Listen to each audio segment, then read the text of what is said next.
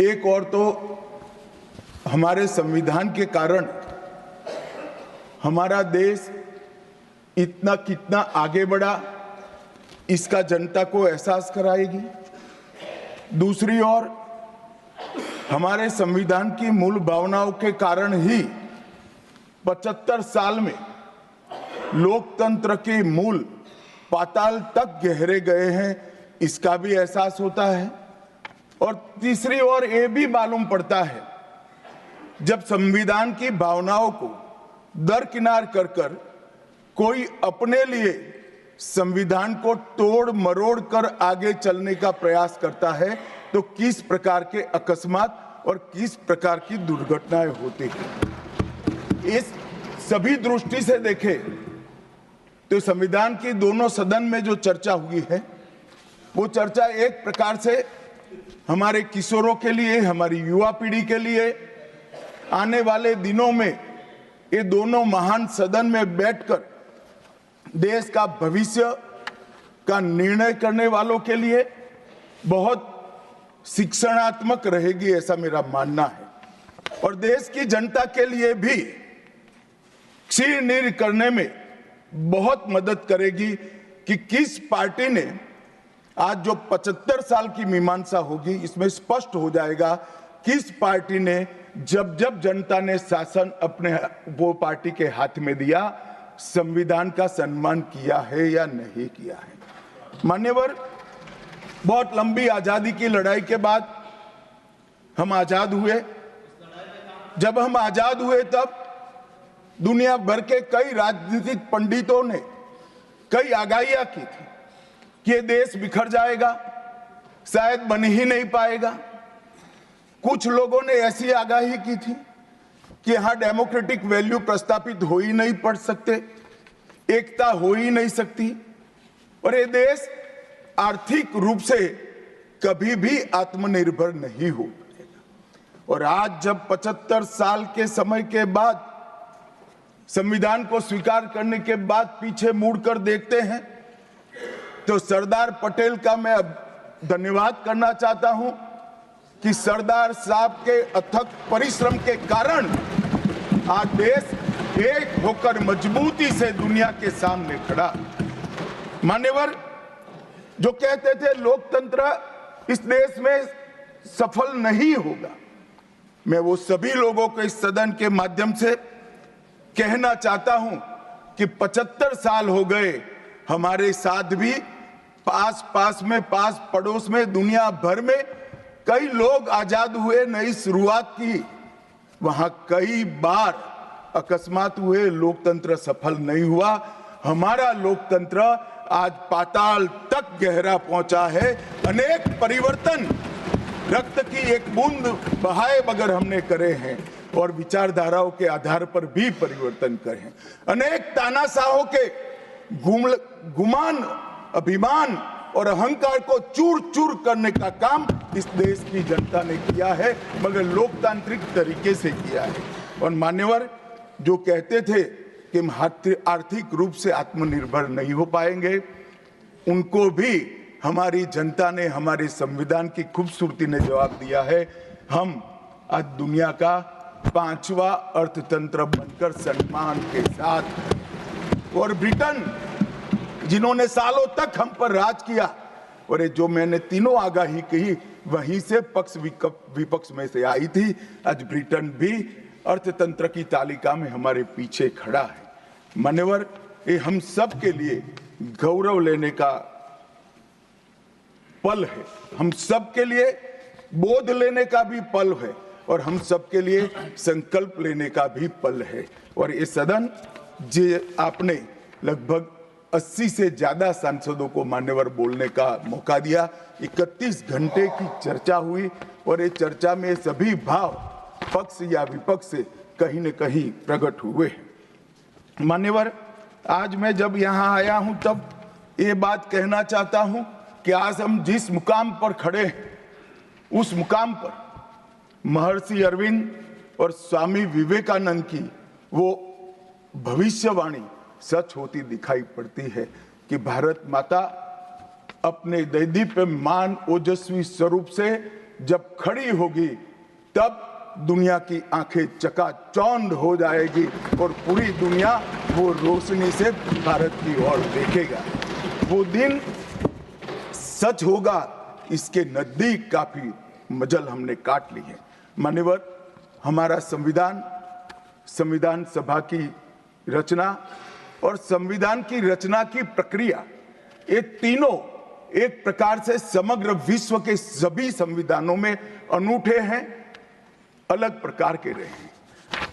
हमारे यहाँ दुनिया का सबसे ज्यादा विस्तृत लिखित संविधान चर्चा के सभी हमारे पारंपरिक लक्षणों को पार करते हुए हमने किया। इस संविधान सभा में 299 सदस्य रहे, 22 धर्म जाति समुदाय के सदस्य रहे, हर प्रिंसली स्टेट का प्रतिनिधित्व रहा, हर राज्य का प्रतिनिधित्व रहा। एक प्रकार से समावेशी प्रतिनिधित्व के साथ भारत का भविष्य तय करना, मतलब संविधान को रचने की हमारी प्रक्रिया आगे बढ़ी। 2 वर्ष 11 माह और 18 दिन तक अहर्निश चर्चा चलती रही, विस्तृत चर्चा चलती रही। देश के भविष्य, देश चलाने के नियम और देश की परंपरा को समाहित करते हुए देश को आगे ले जाने का संकल्प इतनी विस्तृत चर्चा के बाद बना। 13 समितियों में कार्य विभाजन किया गया, 7 सदस्यीय ड्राफ्टिंग समिति बनी और जनता के अभिप्राय के लिए भी शायद ही दुनिया का कोई ऐसा संविधान होगा जिसका ड्राफ्ट पूरी जनता को कमेंट्स के लिए दिया गया और कमेंट्स पर भी बहुत डिटेल चर्चा कर उचित बदलाव भी किए गए। इतनी लोकतांत्रिक परंपरा से और प्रक्रिया से बना हुआ हमारा संविधान 295 अनुच्छेद, 22 भाग और 12 अनुसूचियों में बटा है और ये सभी संविधान के अनुच्छेद, भाग और अनुसूचियां हैं वो विश्व में कोई भी संविधान से ज्यादा उदात्त और उत्तुंग मानव मूल्यों का सृजन करने वाले रहे हैं। मान्यवर, इसलिए हम सबको इस पर गर्व है और हम सब ये संविधान को हमेशा मस्तक झुकाकर प्रणाम करते हैं। मैं एक विशेष उल्लेख करना चाहूंगा मान्यवर, नंदलाल बोस जो गुरुवर टैगोर के अंतेवासी थे, बहुत बड़े कलाकार थे, इन्होंने 4 वर्ष का समय लेकर संविधान को सजाने का काम किया और उन्होंने जो संविधान लिखा गया था इसके अनुरूप घटनाओं को संविधान के अंदर उकेरने का भी काम किया। इतिहास, धर्म, संस्कृति और परंपरा, सबसे मानव जीवन के उच्च मूल्य देने वाली सभी संदेशों को, घटनाओं को उन्होंने चित्र रूप में यहाँ पर उकेरा। यहाँ पर भगवान राम का चित्र भी मिलेगा, बुद्ध और महावीर का भी मिलेगा, दशम पिता गोविंद सिंह जी का भी चित्र मिलेगा, गुरुकुल हमारी शिक्षा नीति कैसी होनी चाहिए इसका संदेश भी मिलता है, राम सीता लक्ष्मण वो एक प्रकार से हमारे अधिकारों का चित्रण करते वक्त दिखाए गए, भगवत गीता के संदेश का चित्र भी दिया, शिवाजी और लक्ष्मीबाई को भी यहाँ पर स्थान देकर देशभक्ति के उत्तुंग पाठ हमें पढ़ाए।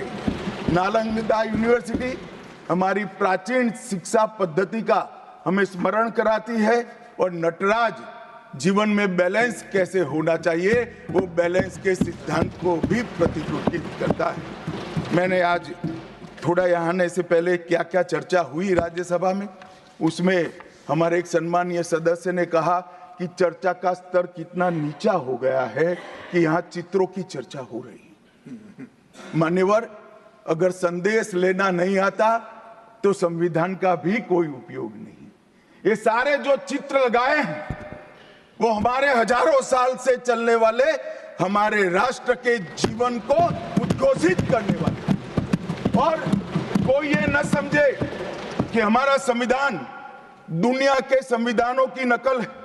हाँ, हमने हर संविधान का अभ्यास जरूर किया है, क्योंकि हमारे यहाँ तो ऋग्वेद में कहा गया, हर कोने से हमें अच्छाई प्राप्त हो, शुभ विचार प्राप्त हो और शुभ विचार को स्वीकारने के लिए मेरा मन खुला हो। मान्यवर, हमने सबसे अच्छा लिया है, मगर हमारी परंपराओं को नहीं छोड़ा है। पढ़ने का चश्मा अगर विदेशी है तो संविधान में भारतीयता कभी नहीं दिखाई देती। और मैं मानता हूं कि जिसने भी संविधान को सिर्फ शब्दों में छापा है और चित्रों को निकाल दिया है, उन्होंने संविधान की भावनाओं के साथ छल किया है। चित्र बगैर का संविधान अधूरा संविधान। मान्यवर, इसके अंदर संविधान सभा में राजेंद्र प्रसाद जी, राजेंद्र बाबू अध्यक्ष बने, डॉक्टर BR आंबेडकर, सरदार पटेल, जवाहरलाल नेहरू, श्रीमान काजू, KT Shah, Iyengar, Maulana Azad, Shyama Prasad Mukherjee, doctor Radhakrishnan, KM Munshi, ऐसे विद्वानों ने अनेक चर्चाओं में हिस्सा लेकर संविधान को समृद्ध और संपूर्ण बनाने का काम किया। परंतु इतना ही नहीं, संविधान सभा के जो सदस्य थे, इसके अलावे भी विवेकानंद, महर्षि अरविंद, महात्मा गांधी, गोपाल कृष्ण गोखले, तिलक महाराज, वीर सावरकर, लाला लजपत राय और राष्ट्र, लोकतंत्र और हमारी परंपराओं में उच्च मूल्यों को स्थापित करने वाले हर महापुरुष की भावनाओं का ये महापुरुष ने उल्लेख कर कोई न कोई सिद्धांत को प्रस्तापित किया है। मान्यवर, जब इतने सारे मनुष्यों का अच्छा विचार जिस संविधान में हो, उसको सफल होना ही था। ये संविधान सफल होने के लिए संविधान सभा की चर्चा अगर कोई ध्यान से पढ़ेगा तो वेद, उपनिषद, चाणक्य नीति, विदुर नीति, शांति पर्व, रामायण और महाभारत, इसमें से निपजे हुए मानव जीवन के सभी मूल्यों को भी इसके अंदर हमने समाने का प्रयास किया था। मान्यवर, 75 साल हो गए संविधान को किस प्रकार से हमारे राजनीतिक दलों ने और हमारी पॉलिटिकल पार्टियों के साथ साथ हमारी सरकारों ने भी किस प्रकार से आगे बढ़ाया, इसकी भी चर्चा जरूर होनी चाहिए। मैं मानता हूं ये चर्चा समय उचित होगी। हमारे संविधान की रचना के बाद डॉक्टर आंबेडकर ने बहुत सोच समझकर एक वाक्य किया था। मैं आंबेडकर जी के वाक्य को सदन के सामने प्रस्तुत करना चाहता हूं। कोट, कोई संविधान कितना भी अच्छा हो, वह बुरा बन सकता है अगर जिन लोग पर उसको चलाने की जिम्मेदारी है वो अच्छे न हो। उसी तरह से कोई भी संविधान कितना भी बुरा हो, वो अच्छा साबित हो सकता है अगर उससे चलाने वालों की भूमिका सकारात्मक और अच्छी हो। ये दोनों घटनाएं मान्यवर हमने हमारे संविधान के 75 साल के कालखंड के अंदर देखी है और मैं तथ्यों के आधार पर सदन के सामने और सदन के माध्यम से देश की जनता के सामने भी रखना चाहता हूं। हमारे संविधान को कभी भी अपरिवर्तनशील नहीं माना गया। समय के साथ साथ देश भी बदलना चाहिए, समय के साथ साथ कानून भी बदलने चाहिए और समय के साथ साथ समाज भी बदलना चाहिए। परिवर्तन ये जीवन का मंत्र है, सत्य है। इसको हमारे संविधान सभा ने स्वीकार किया था। इसलिए आर्टिकल 368 में संविधान संशोधन, इसके लिए प्रोविजन किया गया। अभी कुछ राजनेता आए हैं, 54 साल की आयु में अपने आप को युवा कहते हैं और घूमते रहते हैं, संविधान बदल देंगे, संविधान बदल देंगे, संविधान बदल देंगे। मैं उनको समझाना चाहता हूं कि संविधान बदलने का प्रोविजन, संविधान के प्रावधानों का बदलने का प्रोविजन अनुच्छेद 368 के अंदर संविधान में ही है। और मैं आज फिर से एक बार कहना चाहता हूं, थोड़ा ज्ञानवर्धन भी हो जाए किसी का। भाजपा ने 16 साल राज किया मान्यवर। 6 साल अटल जी ने किया, 10 साल मोदी जी ने किया और 5 साल और मोदी जी करेंगे। एक प्रकार से 16 साल हमने शासन किया। 16 साल में हमने 22 बार संविधान बदला, संविधान के अंदर परिवर्तन की। और कांग्रेस ने 55 साल करा और 55 साल में 77 परिवर्तन कांग्रेस ने भी किए, कांग्रेस के शासन में भी हुए। अब भारतीय जनता पार्टी और कांग्रेस दोनों ने परिवर्तन किए। ये परिवर्तन का टेस्ट कैसा था, किस प्रकार से किए गए? संवैधानिक प्रक्रिया से भी परिवर्तन होते हैं और संविधान को तोड़ मरोड़ कर फॉर्मेलिटी कर भी परिवर्तन कर सकते हैं। परिवर्तन करने का उद्देश्य क्या था, क्या हासिल करना था? क्या हमारे लोकतंत्र को मजबूत करने के लिए परिवर्तन किए गए? क्या हमारे जिनको अधिकार नहीं है ऐसे लोगों को समकक्ष अधिकार लेने के लिए परिवर्तन किए गए, या अपनी राज्य सत्ता को टिकाने के लिए परिवर्तन?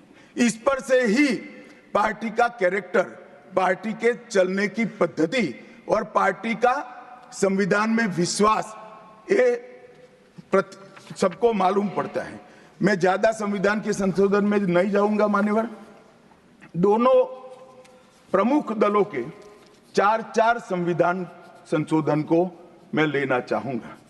पहला संशोधन हुआ 18 जून 1951 में। संविधान सभा ने ही ये संशोधन करना पड़ा, क्योंकि संविधान बनाने के बाद, संविधान स्वीकारने के बाद आम चुनाव में जाने तक का भी धैर्य कांग्रेस पार्टी में नहीं था। अभी लोकसभा नहीं बनी थी, अभी राज्यसभा नहीं बनी थी और संशोधन लेकर आए। अब उसका उद्देश्य क्या था? 19A जोड़ा गया। 19A जोड़ा गया, वो किस लिए जोड़ा गया? अभिव्यक्ति की आजादी पर स्वतंत्रता को, अभिव्यक्ति की आजादी, अभिव्यक्ति की स्वतंत्रता को कर्टेल करने के लिए पहला सुधार आया। और किसने किया मान्यवर? उस वक्त प्रधानमंत्री कौन था? श्रीमान जवाहरलाल नेहरू उस वक्त प्रधान। आप बता चुके। अब मान्यवर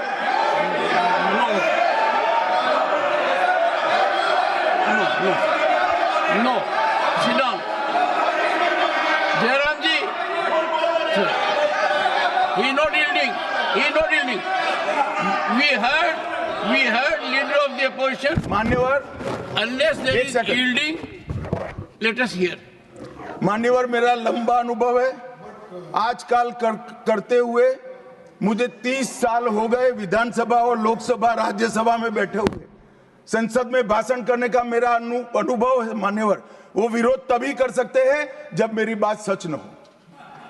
अगर मेरी बात सच नहीं हो तो बताए वो। संविधान संशोधन नंबर 1, अब सुनिए, संविधान संशोधन नंबर 1 वो अभिव्यक्ति की आजादी को कर्टेल करने के लिए ही लाया गया था और जवाहरलाल नेहरू के लिए लाया गया। मान्यवर, 24वां संविधान संशोधन, 24वां संविधान संशोधन जवाहरलाल नेहरू जी की सुपुत्री इंदिरा जी उस वक्त प्रधानमंत्री थी। पार्टी तो वही सत्ता में थी, कांग्रेस पार्टी। 5 नवंबर 1971 को संविधान में संशोधन किया गया, 24वां संशोधन। और संविधान संशोधन के माध्यम से संसद को मौलिक अधिकार, नागरिकों के मौलिक अधिकार कम करने का अधिकार दे दिया। तो एक प्रधानमंत्री कांग्रेस पार्टी के अभिव्यक्ति की स्वतंत्रता का टेल करते हैं, दूसरे प्रधानमंत्री उसी परिवार से आते हैं, वो नागरिकों के मौलिक अधिकार को कर्टेल करने का अधिकार लेते हैं। और 39वां संविधान संशोधन अब तो इंतहाई कर दी मान्यवर, सब सीमाओं को पार कर दिया। मान्यवर, आप तो अधिवक्ता रहे हैं। 10 अगस्त 1975 का वो दिन हमारे संविधान के इतिहास में बहुत, जब भी जिक्र होगा काले अक्षरों से ही इसका जिक्र करना पड़ेगा। उस वक्त 39वां संविधान संशोधन आया मान्यवर, 39वां संविधान संशोधन क्या था? इंदिरा गांधी जी के चुनाव को इलाहाबाद हाईकोर्ट ने अमान्य घोषित कर दिया। अभी कुछ नहीं है, ईवीएम ले लेकर घूमते हैं, हारते हैं और ईवीएम ले लेकर, ईवीएम ने हरा दिया, ईवीएम ने हरा दिया, ईवीएम ने हरा दिया। सुप्रीम कोर्ट ने 24 बार ईवीएम की अर्जी नकार दी। चुनाव आयोग ने 3 दिन ईवीएम 10 से 5 बजे तक रखा कि भाई कोई हैक कर बताए। कोई नहीं गया, सुप्रीम कोर्ट में कोई नहीं गया, और हारते हैं तो ईवीएम का दोष निकालते हैं। मान्यवर, एक ही समय, एक ही दिन 2 परिणाम घोषित। एक महाराष्ट्र में सुपड़ा साफ हो गया, जो जनादेश के साथ द्रोह किया था, इसका दंड महाराष्ट्र की जनता ने दिया और दूरबीन लेकर दिखाई नहीं पड़ते, और उसी दिन वो झारखंड में जीते। तो महाराष्ट्र में ईवीएम खराब है और झारखंड में टप से जाकर नए कपड़े पहनकर शपथ ले ली। अरे भाई, जरा तो शर्म करो, जनता देख रही है। एक जगह ईवीएम सही है, एक जगह ईवीएम खराब है। मान्यवर, ऐसा कैसे हो सकता है? और मान्यवर, यहां पर इलाहाबाद हाईकोर्ट ने इंदिरा गांधी जी के चुनाव को निरस्त कर दिया, अमान्य किया, और उन्होंने संशोधन से प्रधानमंत्री पद की न्यायिक जांच पर भी प्रतिबंध लगा दिया। आपको जो करना है वो करो, कोई न्यायिक जांच नहीं है। ये अभी जो अधिकारों की गुहार लेकर घूमते हैं मेरे कम्युनिस्ट भाई, मैं उनको पूछना चाहता हूं, किसके साथ बैठे हो? किसके साथ बैठे हो? रात को अंधेरा कर अपनी आत्मा को टटोलना भैया, मालूम पड़ेगा। और ये संविधान संशोधन मान्यवर रिट्रोस्पेक्टिव इफेक्ट से किया गया कि पुराना भी मुकदमा है तो वो खारिज हो जाएगा। कभी ऐसा होता है? हमारे प्रधानमंत्री तो कहते हैं मैं प्रधानमंत्री नहीं हूं, प्रधान सेवक। और कोई कहता है कि मुझ पर मुकदमा नहीं हो सकता, मैं शासक हूं, शासक के खिलाफ उंगली नहीं उठाई जाती। भले संविधान ने अधिकार दिया, वो अधिकार हम समाप्त कर देते हैं। और मान्यवर, ऐसे ऐसे सुधार किए हैं। मान्यवर, उस वक्त भी श्रीमती इंदिरा गांधी थी और 42वां संविधान संशोधन आया। मान्यवर, अभी सुबह दूसरे सदन में 1 नेशन 1 इलेक्शन का बिल पेश हो रहा था। सारी कांग्रेस पार्टी और इनके साथी दल लोकसभा को, विधानसभा और लोकसभा का कार्यकाल बदलने का अधिकार नहीं। मैं सुन रहा था, है नहीं है तो जब बिल आएगा तब चर्चा करेंगे। परंतु भाई, आपने क्या किया? 42वें संशोधन से 3 जनवरी को लोकसभा और राज्य की विधानसभाओं का सामान्य कार्यकाल 5 वर्ष से बढ़ाकर 6 साल कर दिया। क्यों किया? कि अभी चुनाव होगा तो हम हार जाएंगे, इसलिए लोकसभा को ही लंबा कर दो। इतनी निर्लज्जता के साथ विश्व में कोई संविधान संशोधन नहीं हुआ होगा। मान्यवर, दूसरा, कुछ कानून पारित करने थे। सदस्य उस वक्त ज्यादा विरोध तो कर नहीं सकते थे, मगर विरोध करने का नया तरीका कुछ कांग्रेस में, जिसमें हिम्मत थोड़ी बची कुची थी, इन्होंने कहा एब्सेंट रहने लगे तो क्वारम नहीं होता था। तो फरवरी 1 को संविधान संशोधन किया कि संसद और राज्यसभा में क्वारम की आवश्यकता नहीं है। वाह, 5 लोग भी है तो चला लो भाई। इसके बाद राष्ट्रपति शासन की अवधि, खड़गे साहब किया है तो सुनना पड़ेगा, हिम्मत के साथ सुनना पड़ेगा। मान्यवर, राष्ट्रपति शासन की अवधि 6 महीने तक बढ़ा दी। मान्यवर, ये 4 संशोधन, मैं समझ रहा हूं क्यों गुस्सा आ रहा है, मैं समझ रहा हूं क्यों गुस्सा आ रहा है। मान्यवर, Sir, he is not yielding. Honorable Home Minister is not yielding. Are you yielding, sir? मान्यवर, मैं आपको एड्रेस करूंगा।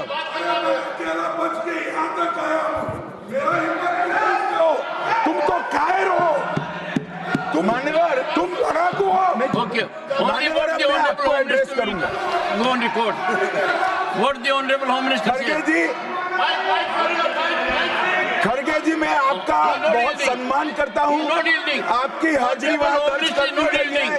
कृपया बैठे, मुझे बोलने दीजिए।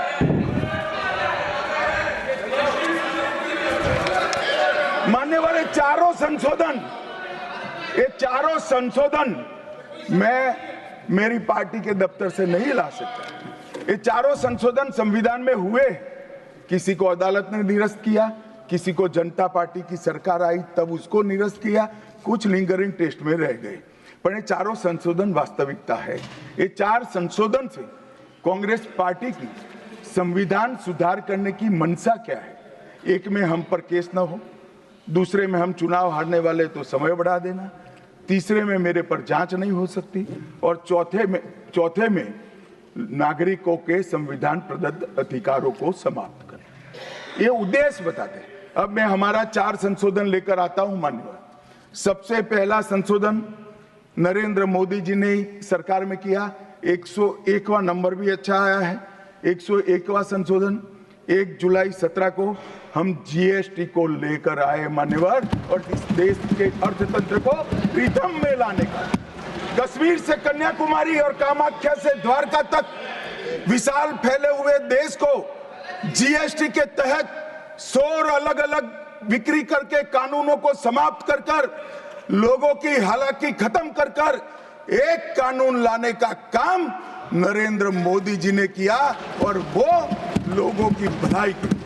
कल की डिबेट मैंने पढ़ी है, कोई सदस्य बोले कि नरेंद्र मोदी जी ने विरोध किया था। मैं रिकॉर्ड पर कहता हूं, हां, नरेंद्र मोदी जी ने विरोध किया था। किस मुद्दे पर किया था?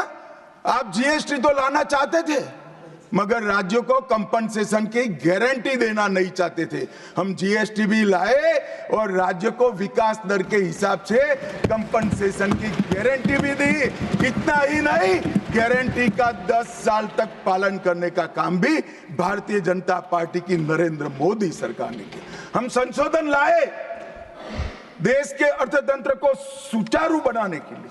दूसरा संशोधन लाए, 102वां संशोधन, national commission of backward class को संवैधानिक दर्जा देने का काम। अब कुछ लोगों को पेट में दुख रहा है कि नरेंद्र मोदी जी ने ये क्यों किया। मैं साहब आगे बहुत सारी बातें बताऊंगा। नरेंद्र मोदी जी इसलिए कर पाए कि आपने नहीं किया था। अगर आप ये कर देते तो मोदी जी के तो भाग्य में ही नहीं आता। मगर साहब, पिछड़ी जातियों का कल्याण कभी भी कांग्रेस पार्टी का विश्वास नहीं रहा, मान्यता नहीं रही, नीति भी नहीं रही। भारतीय जनता पार्टी ने संविधान संशोधन पिछड़ी जातियों के कल्याण के लिए। तीसरा संशोधन क्या लाए? 130वां संशोधन 12 जनवरी 19, किसी भी जिनको आरक्षण का फायदा नहीं मिलता है, ऐसी जाति के गरीब से गरीब बच्चों को 10% आरक्षण देने का फैसला। गरीब कल्याण और गरीबी हटाओ की बातों सालों तक करी, सूद नहीं मिली, समय नहीं मिला, विचार नहीं आया। ये विचार नरेंद्र मोदी जी को आया और गरीबों को, बच्चों को 10% आरक्षण पूरे देश भर में मिला। मान्यवर, 105वां संशोधन, ओबीसी की पहचान करने के लिए केंद्र के पास अधिकार थे। अब मैं बताना चाहता हूं, इतने बड़े विशाल देश में 140 करोड़ की जनसंख्या में पिछड़ी जातियों का पिछड़ापना क्या कोई एक केंद्र सरकार कर सकती है? फेडरल स्ट्रक्चर की बात करते हैं, मगर अब तक केंद्र सरकार के पास ही रहा था। नरेंद्र मोदी जी ने कहा इसके कारण पिछड़ा समाज को अन्याय होता है। आगे से ये संविधान संशोधन करने के बाद 10 अगस्त 2021 के बाद पिछड़ापन का निर्णय करने का अधिकार राज्य की सरकारों को देने का काम नरेंद्र मोदी। और मान्यवर, सबसे अंतिम संशोधन में पांचवा कहना चाहता हूं, 106वां संशोधन, और मैं तो क्रम में बोला हूं, एक भी काटा नहीं। 101, 102, 103, 104, 105, 106 सभी के सभी जन कल्याण के लिए। और छठा सम्मेलन संशोधन था 28 सितंबर 2023 को, मातृशक्ति को शक्ति प्रदान करने का, मातृशक्ति को 33% आरक्षण, नारी शक्ति वंदन अधिनियम। मान्यवर, मैं आज आपके माध्यम से पूरे सदन से और पूरे सदन के माध्यम से देश भर की 140 करोड़ की जनता को कहना चाहता हूं कि जब इस दोनों सदन में 33% नारी शक्ति बैठेगी, संविधान निर्माताओं की कल्पना पूरी हो जाएगी। मान्यवर, इनकी आत्मा को बहुत शांति मिलेगी। इसके अलावा भी हम कई कानून लेकर आए। हम कानून लाए ट्रिपल तलाक को निरस्त करने का। अब ये कहते हैं आपकी वोट बैंक की राजनीति है। मान्यवर, सुप्रीम कोर्ट का कोई वोट बैंक होता है क्या? सुप्रीम कोर्ट तो चुनाव नहीं लड़ती है, जजों को चुनाव नहीं लड़ना है। ट्रिपल तलाक समाप्त करना चाहिए और साहबानों को मुआवजा देना चाहिए। दोनों जजमेंट सुप्रीम कोर्ट ने अलग अलग समय पर दिए थे, परंतु वोट बैंक की राजनीति हम नहीं कर रहे हैं। वोट बैंक की राजनीति कर कर मुस्लिम बहनों के साथ इतने साल अन्याय करने का काम एक कांग्रेस पार्टी ने किया। हमने तो ट्रिपल तलाक समाप्त कर कर मुस्लिम माताओं को, बहनों को अधिकार दिया। आपका कि भी अधिकार आपके पति जैसे हैं। मगर देखिए साहब, ट्रिपल तलाक समाप्त हो गया, अभी कोई नहीं कहता अच्छा हुआ। कैसे कहेगा? एक उदाहरण पड़ा है, हमारे आरिफ मोहम्मद खान बेचारे मंत्री थे, अच्छे खासे मंत्री थे, फर्राटे की अंग्रेजी बोलते थे, बहुत पढ़े लिखे व्यक्ति थे, फारसी के विद्वान, उर्दू के विद्वान, हिंदी तो मातृभाषा। अब उन्होंने कहा कि साहबानों को मुआवजा देना चाहिए। मंत्री पद भी गया, सांसद पद भी गया और बेचारे कई सालों तक संघर्ष करते। कौन बोलेगा? मान्यवर, इनका जो पद्धति है वोट बैंक की पॉलिटिक्स करने की पद्धति है। मान्यवर, 2020 में हम नई शिक्षा नीति लाए। पहली शिक्षा नीति आजादी के बाद आई है जिसका विरोध कम्युनिस्ट भी नहीं कर पाए। बाकी तो शिक्षा नीति आए और कम्युनिस्ट पार्टी विरोध न करे, ऐसा कभी हो सकता है? मुझे भी बड़ा आश्चर्य होगा कि प्रकृति बदल गई है या उनका सोच बदल गया है। खैर, जो भी हुआ, फिर मुझे किसी ने बताया कि आपने इतनी अच्छी शिक्षा नीति लाए हैं कि इसका विरोध करोगे तो लोग उनका विरोध करेंगे, इसलिए विरोध नहीं किया है। मान्यवर, जम्मू कश्मीर में आरक्षण देने का संशोधन विधेयक लाए और 3 नए आपराधिक कानून भी हम लेकर आए। हमारी क्रिमिनल जस्टिस सिस्टम के ये 3 कानून 160 साल बाद पहले अंग्रेजों ने बनाए थे, अंग्रेजों की पार्लियामेंट में बने थे। नरेंद्र मोदी जी ने, माननीय नरेंद्र मोदी जी ने बीएनएस, बीएनएसएस और बीएसए के माध्यम से हमारी संपूर्ण न्यायिक आपराधिक न्याय प्रणालिका को भारतीयकरण करने का काम नरेंद्र मोदी जी। और वो कानून जो अंग्रेजों को राज टिकाने के लिए बने थे, वो कानून को समाप्त कर कर हमारे संविधान ने हमारे नागरिकों को जो अधिकार दिए हैं, समय पर न्याय मिलना चाहिए, इसका करने का काम नरेंद्र मोदी जी ने किया। इस देश को गुलामी की मानसिकता से आजाद करने का काम कई सालों के बाद अगर किसी ने किया तो हमारे नेता नरेंद्र मोदी ने किया। और आप तो कई साल तक, अटल जी की सरकार आई, कई साल तक बजट शाम को 5:30 बजे रखते थे, क्यों शाम को 5:30 बजे रखते थे? क्योंकि इंग्लैंड की रानी के घड़ी में उस वक्त 11 बजते थे। आजादी के इतने सालों तक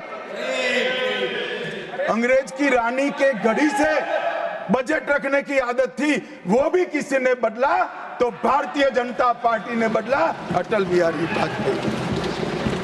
मान्यवर, संविधान के सम्मान की बहुत बातें हुई है, मगर संविधान का सम्मान सिर्फ बातों में नहीं होना चाहिए, कृति में भी होना चाहिए, कर्तृत्व में भी होना चाहिए और कल्पना में भी होना चाहिए।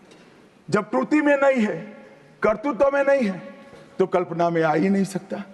अभी मैंने इस चुनाव में अजीबोगरीब नजारा देखा मान्यवर, अजीबोगरीब नजारा था। आज तक इतने साल चुनाव हुए, किसी ने आम सभाओं में संविधान को लहराया नहीं। संविधान को लहराकर, झूठ बोलकर जनादेश लेने का कुत्सित प्रयास कांग्रेस पार्टी के नेताओं के माध्यम से। मान्यवर,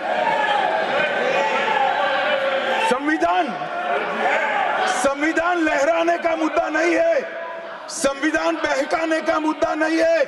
संविधान विश्वास है, संविधान श्रद्धा है, संविधान को सम्मान करने का। मान्यवर, वो नरेंद्र मोदी जी और लोकसभा में तो किसी को मालूम नहीं पड़ा।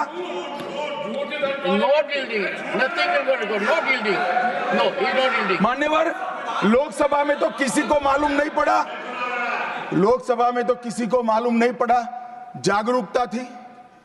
महाराष्ट्र में भी लहराने के अलावे बांटने गए तो एक पत्रकार के हाथ में भी आ गया, खोला तो मान्यवर पूरा कोरा था, अंदर कुछ लिखा ही नहीं था, प्रीएम्बल भी नहीं था। मान्यवर, इतना बड़ा छल। आपकी बात नहीं कर रहा मैं, ये तो पकड़े जाने के बाद तो सब लोग सुधर जाते हैं।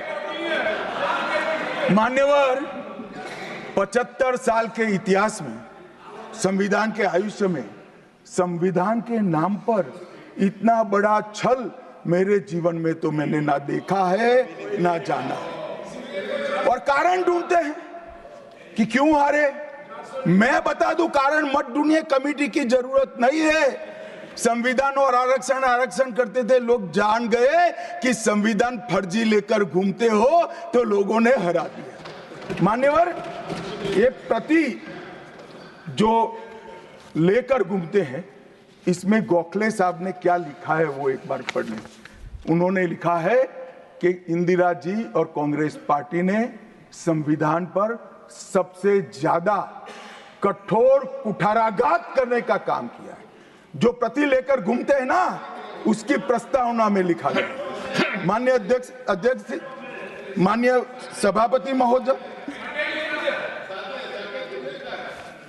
माननीय सभापति महोदय, संविधान कैसे तोड़ा मरोड़ा जा सकता है, इसके भी मैं 2 उदाहरण देना चाहता हूं। हमारे सेना के जवान, सुरक्षा दलों के जवान, वो हमारी मातृभूमि की 1 इंच भूमि पर जान देने के लिए तैयार है। सैकड़ों हजारों लोग शहीद हुए 1 इंच भूमि के लिए।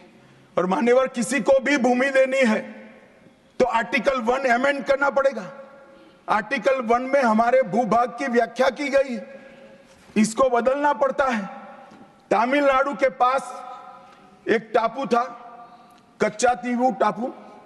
वो टापू 1974 में अचानक ही एक एग्रीमेंट कर वन फाइन मॉर्निंग लंका को दे दिया गया। मान्यवर, चलो भाई, बहुमत था आपका, मान लो ऐसे भरोसे से किया होगा कि संसद मेरा सम्मान रखेगी, परंतु बाद में भी ये चीज, ये आर्टिकल 1 का बदलाव आज तक नहीं आया है और वो हमारा भूभाग आज हमारा हिस्सा नहीं है। मान्यवर, ऐसा खिलवाड़ भारत नहीं, दुनिया के किसी भी देश में शासकों द्वारा संविधान के साथ नहीं किया होगा। मान्यवर, आप तो अधिवक्ता हैं। 35A को कॉन्स्टिट्यूशन ऑर्डर से, राष्ट्रपति महोदय के ऑर्डर से दाखिल किया गया। अब दाखिल तो हो सकता है, पर कॉन्स्टिट्यूशन ऑर्डर को दोनों सदन की परमिशन चाहिए, जो हमने धारा 370 हटाने के लिए ली। मैं आज कांग्रेस के मित्रों को पूछना चाहता हूं, जो संविधान की दुहाई देते हैं, 35A जब आपने लागू किया, इसके कॉन्स्टिट्यूशन ऑर्डर पार्लियामेंट में कब डिबेट में आया? कब मतदान हुआ? किसने पारित किया? पार्टी को तो निजी परिवार की जागीर समझते हो, संविधान को भी निजी परिवार की जागीर आप लोग समझ रहे। मान्यवर, इतना बड़ा छल देश की 2 संसदों के साथ किया है। एक पूरा 35A डाल दिया संसद संविधान में, पार्लियामेंट के पास सब्जेक्ट ही नहीं है। देश का भूभाग दे दिया, पार्लियामेंट के साथ विषय ही नहीं आया। किस प्रकार से आपने संविधान के साथ खिलवाड़ किया है, किस प्रकार से आपने देश को चलाया है, ये देश की जनता को आज इस बहस से मालूम पड़ना चाहिए। मान्यवर, आपातकाल, अभी बड़ी बड़ी उदात्त भावनाओं का स्मरण कांग्रेस के मेरे दोनों सदनों के साथी सदस्य कर रहे थे। यंग सदस्य करे तो मैं समझता हूं, शायद इन्होंने इतिहास न पढ़ा हो, मगर जो लोग आपातकाल के वक्त थे वो भी करते थे। किसी की भी स्मृति इतनी अल्पकालीन कैसे हो सकती है? मान्यवर, क्या हुआ था आपातकाल में? लाखों लोग कोई अपराध के बगैर जेल में ठूस दिए गए। लाखों लोग, कोई पॉलिटिकल पार्टी बाकी नहीं है। आज इनके साथ बैठे हैं, उनमें से भी कुछ लोग जेल में थे, वो भी नहीं बोलते हैं। न्यायालय में डर का माहौल, मीडिया पर सेंसरशिप। इंडियन एक्सप्रेस ने अपना संपादकीय एक भी शब्द लिखे बगैर का कोरा संपादकीय प्रकाशित करा, क्योंकि लिख नहीं सकते थे। श्रीमान शुक्ला साहब से एडिट कराना होता था, वापिस ही नहीं आता था, तो उन्होंने कोरा अखबार ही निकाल दिया। इस तरह से विरोध किया और तय हो गया, मान्यवर, एक व्यक्ति कहेगी वही कानून होगा। और क्यों किया? देश पर आक्रमण हुआ था क्या? देश की आंतरिक सलामती ठीक नहीं थी क्या? ना ना ना ना ना ना, ऐसा कुछ नहीं हुआ था। सिर्फ इतना हुआ था कि इलाहाबाद हाईकोर्ट ने उनको सांसद के रूप में अयोग्य ठहरा दिया था। अपनी कुर्सी जाने वाले, चुनाव नहीं कराना था। और मान्यवर, जब पार्लियामेंट, जब इसको चैलेंज किया गया और न्यायालय में, सर्वोच्च अदालत में जब चर्चा चली, तब उन्होंने कहा, नीरज डे को पूछा कि आर्टिकल 21 के तहत के अधिकार इमरजेंसी में समाप्त हो सकते हैं क्या? तो उन्होंने कहा यस सर। साहब, कोई भी वकील को यस सर कहने की इतनी बड़ी फीस नहीं मिली होगी। नीरज डे 11 साल तक अटॉर्नी जनरल रहे, एक यस सर कहने का। मान्यवर, डीओ ड्राफ्ट जो होता है वो कैबिनेट में, कैबिनेट मंत्रालय से आता है। कैबिनेट मंत्रालय में डीओ ही नहीं है। कैबिनेट का जो प्रस्ताव होता है कैबिनेट मंत्रालय के थ्रू जाता है, मगर आज कैबिनेट में कोई रिकॉर्ड नहीं है। कैबिनेट मंत्रालय में, मैं तो छोटा था मान्यवर, मुझे जेल में नहीं जाना पड़ा। मेरी आयु होती तो मेरा भी सौभाग्य होता, पूरे 19 महीने इसके विरोध में मैं जेल में रहना पसंद करता, परंतु मैं छोटा था। मुझे इमरजेंसी की मालूमात कैसे पड़ी?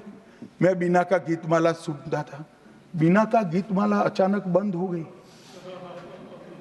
तो मैंने घर में झगड़ा किया कि बीना का क्यों गीतमाला क्यों नहीं आती। मेरे पड़ोस वाले चाचा ने कहा, किशोर कुमार के साथ इंदिरा जी का झगड़ा हो गया है, बीना का गीतमाला में किशोर कुमार का आवाज नहीं आना चाहिए। तो नए गीतों की रिकॉर्डिंग हुई और किशोर कुमार और लता मंगेशकर के ड्यूएट गीत भी लता दीदी की आवाज में ही पूरे देश ने 19 महीना सुने। साहब देखिए, डेमोक्रेसी की बात करें मान्यवर, इस प्रकार की कृति ऐसा दंड दिया देश की जनता ने उनको कि अब स्वप्न में भी नहीं कर सकते हैं। ऐसी कृति कोई न करे, इसलिए ये बहस जरूरी है। और मान्यवर, हम तो संविधान का सम्मान करते हैं। नरेंद्र मोदी जी ने संविधान दिन मनाने की बात रखी तो एक वरिष्ठ कांग्रेसी नेता ने कहा, क्या जरूरत है संविधान दिन की, 26 जनवरी तो है। बोलिए भाई, संविधान को जितनी भी बार स्मरण करोगे, इसकी भावनाओं के प्रति आपकी आस्था दृढ़। और मान्यवर, इसलिए नरेंद्र मोदी जी संविधान दिन मनाते हैं और संविधान के निर्माताओं की पुण्य स्मृति में मनाते हैं। मान्यवर, उस वक्त आज ही मुझे किसी शायर ने दुष्यंत कुमार की पंक्ति भेजी है इमरजेंसी के लिए। मैं ज्यादा भाषण इमरजेंसी पर करना नहीं चाहता, परंतु मैं जरूर कहना चाहूंगा। दुष्यंत कुमार की पंक्ति है, एक गुड़िया की कई कठपुतलियों में जान है, एक गुड़िया की कई कठपुतलियों में जान है। आज शायर ये तमाशा देखकर हैरान है। कल नुमाइश में मिला वो चिथड़े हाल कपड़े पहने हुए, मैंने उसको नाम पूछा तुम कौन हो, तो उसने कहा मैं संविधान हूं। दुष्यंत कुमार जी की कविता है मान्यवर, इंदिरा जी को समर्पित है। मान्यवर, जब संविधान बन रहा था, संविधान के हर आर्टिकल पर चर्चा चल रही थी। हम आजाद हो गए थे, आजाद हुए थे, पर हमारा देश कोई नया नहीं बना था। हम तो हजारों सालों से दुनिया में सबसे चिर पुरातन संस्कृति, चिर पुरातन धर्म और चिर पुरातन समाज जीवन लेकर निकले हुए देश हैं। हाँ, एक कालखंड के लिए गुलाम हो गए, आजादी मिली, आगे देश कैसे चले इसका एक डॉक्यूमेंट बनाना था। तो उस डॉक्यूमेंट में चर्चा में आया कि अब देश का नाम क्या हो। अंग्रेज लिख कर गए थे इंडिया, क्योंकि वो भारत को जानते ही नहीं थे। वहां जो प्रचलन में शब्द होंगे यूरोप में, वो शब्द उन्होंने हम पर थोप दिया था और गुलामी की मानसिकता ने इसको स्वीकार भी किया था। मगर जब आजाद हुए तब इस पर चर्चा हुई और अब उस वक्त के सदस्य सेठ गोविंदास ने दरखास्त किया कि देश का नाम भारत रखना चाहिए। उस वक्त जवाहरलाल नेहरू ने कहा कि पीछे देखने की जरूरत नहीं है, भविष्य की ओर देखिए।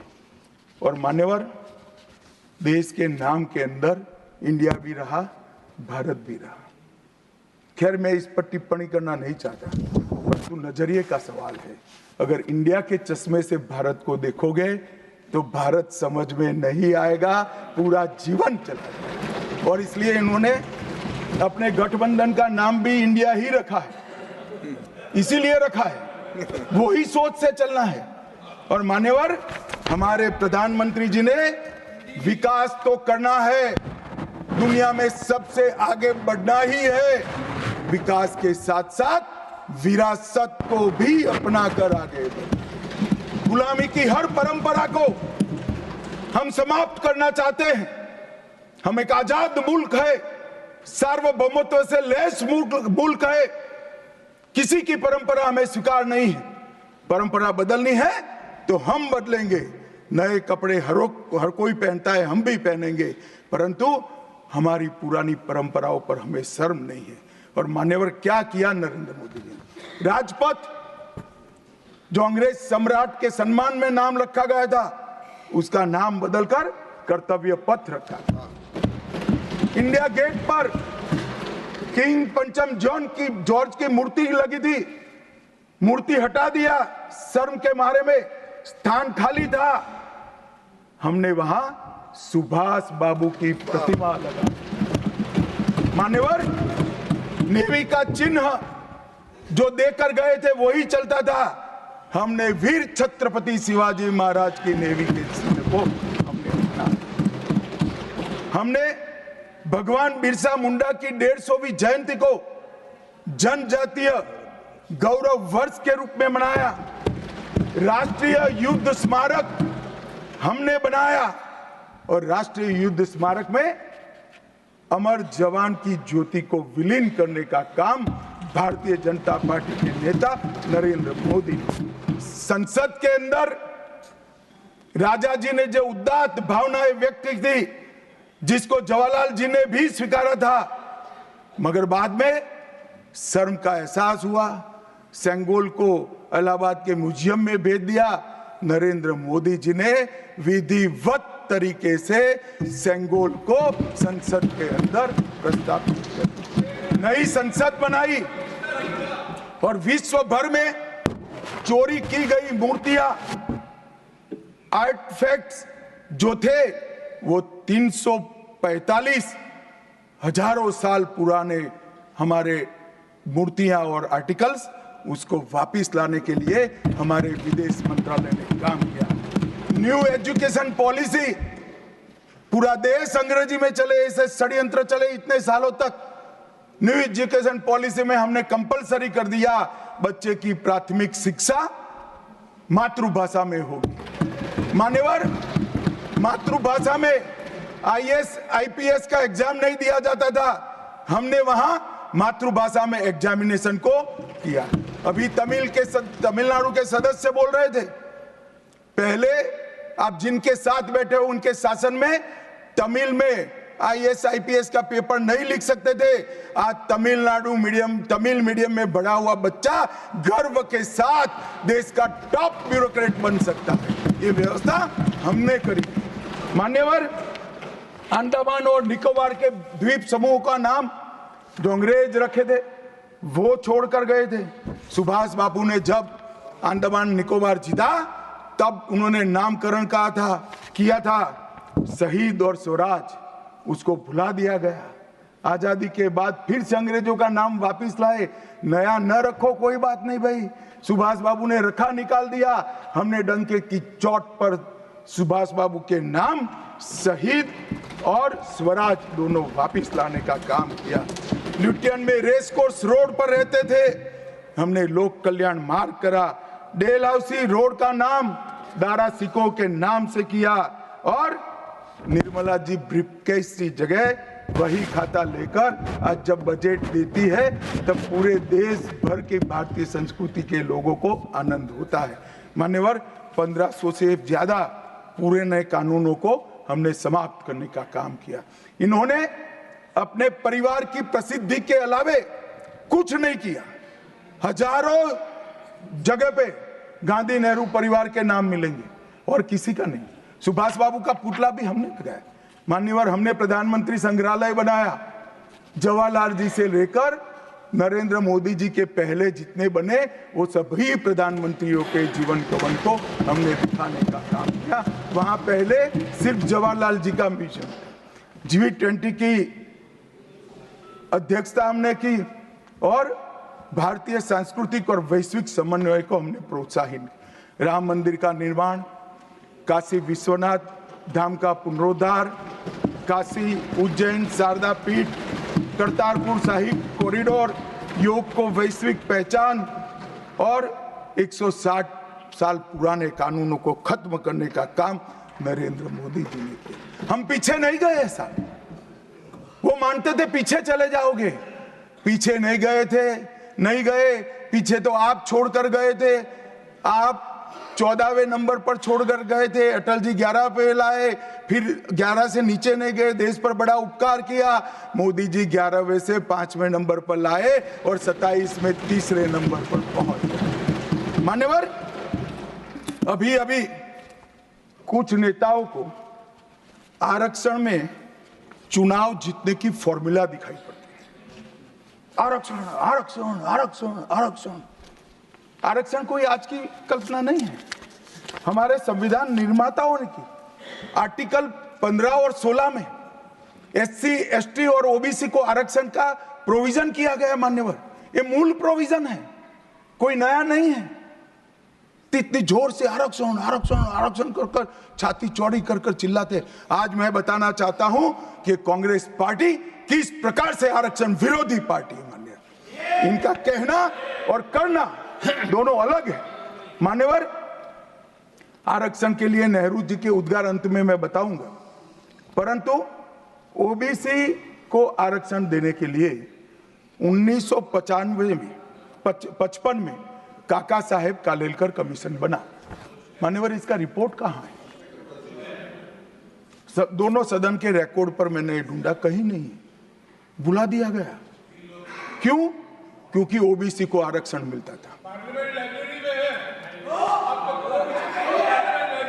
बैठिए बैठिए बैठिए ना, मैं प्रक्रिया बताता हूं।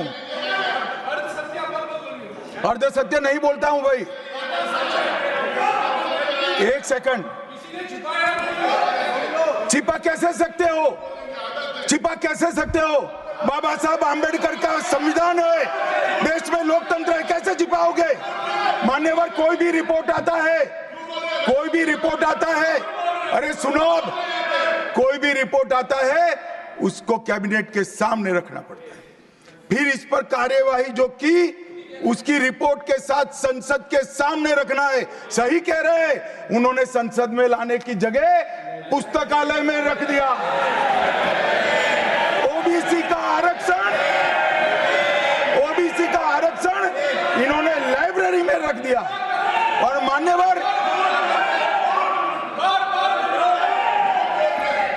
मान्यवर, अगर काका साहेब कालेलकर कमीशन का रिपोर्ट स्वीकार कर लिए होते तो 1980 में मंडल कमीशन की रिपोर्ट की जरूरत ना पड़ती। मंडल कमीशन का रिपोर्ट कमीशन ही इसलिए बनाया गया क्योंकि काका साहेब कालेलकर कमीशन का रिपोर्ट स्वीकारा नहीं, और 80 में मंडल कमीशन का भी रिपोर्ट आ गया, किसी ने इसका अमल नहीं किया। अमल कब हुआ? जब 90 में इनकी सरकार गई तब अमल हुआ। और मान्यवर, तब तक मंडल कमीशन के रिपोर्ट को भी ठंडे बस्ते में डाल दिया गया। 90 में, अरे सुनिए मान्यवर,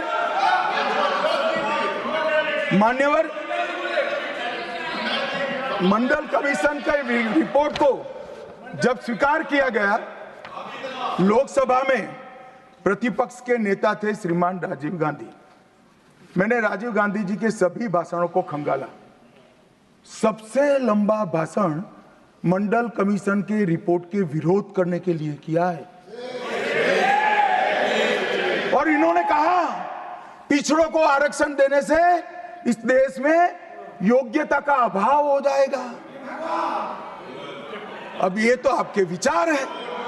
मान्यवर, राजीव गांधी की स्पीच भी, श्री राजीव गांधी की स्पीच भी लोकसभा के रिकॉर्ड पर पड़ी है। लाइब्रेरी में आप जाते हैं, लोकसभा की स्पीच निकलवा कर नहीं पढ़ते। जयराम जी, पढ़ लीजिए एक बार। और नरेंद्र मोदी जी ने क्या किया मान्यवर? ओबीसी कमीशन को नरेंद्र मोदी जी ने मान्यता दी, पिछड़ा वर्ग का सम्मान किया, नेट, नीट, जेई, उसमें ओबीसी का आरक्षण किया। और इन्होंने क्या किया? अभी भी ये तो सब नेहरू जी, इंदिरा जी और अब भी चलता रहता है। एक इन्होंने क्या किया? झूठ बोलना शुरू किया कि हम आरक्षण बढ़ा देंगे, आरक्षण बढ़ा देंगे, आरक्षण बढ़ाना चाहिए, आरक्षण 50% से ज्यादा बढ़ा। ये क्यों बढ़ाना है मैं बताना चाहता हूं। मान्यवर, झूठ नहीं, असत्य, झूठ की जगह असत्य। चले मान्यवर, आपने भी करेक्ट किया, खड़गे जी की बात को स्वीकार कर लेता हूं।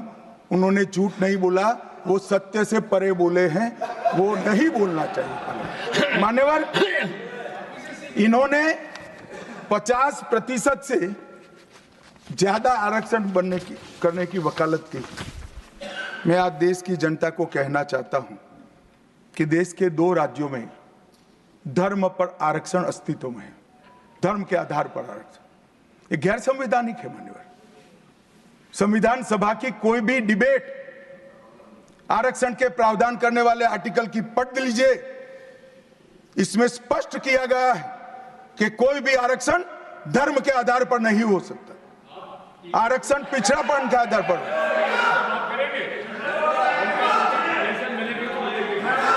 मान्यवर, मगर दोनों राज्यों में जब कांग्रेस की सरकार थी तब धर्म के आधार पर आरक्षण दिया। अब क्या हुआ है, सुप्रीम कोर्ट में रुक जाता है क्योंकि 50% की सीमा है। वो ओबीसी का कोई कल्याण नहीं चाहते हैं। 50% की सीमा बढ़ाकर मुसलमानों को आरक्षण देना चाहते हैं। माननीय, धर्म के आधार पर आरक्षण देना चाहते हैं। और मैं आज फिर से एक बार इस सदन में जिम्मेदारी तब के साथ कहता हूं, दोनों सदन में जब तक भाजपा का एक भी सदस्य है, धर्म के आधार पर आरक्षण हम नहीं होने देंगे। ये संविधान विरोधी है। मान्यवर, मैं अब अरे दिया है।